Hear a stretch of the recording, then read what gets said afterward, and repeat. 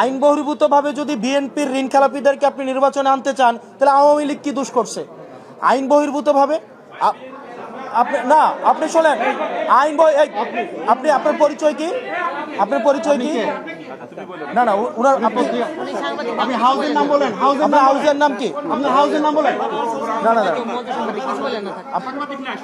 আমি আমার এখানে সম্মানিত উপস্থিত আমাদের সাংবাদিকবৃন্দ যারা আছেন, আপনাদের সাংবাদিকবৃন্দ যারা আছেন, আপনাদের সাথে আমাদের পেশাদারি সম্পর্ক।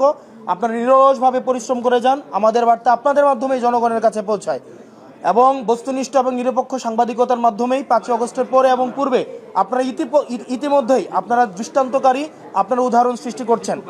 কিন্তু আমি আপনার কাছে, আপনি মানে হাউজের নাম বলে প্রশ্ন করলে সেই প্রশ্নটা হচ্ছে গ্রহণ করতে ভালো, এবং সেক্ষেত্রে আমার পেশাদারি সাংবাদিকরাও একমত হবেন বলে আশা করি। আপনার হাউজের নাম কি?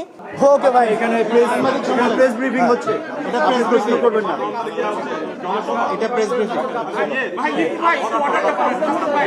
এটা হচ্ছে প্রেস ব্রিফিং, এটা।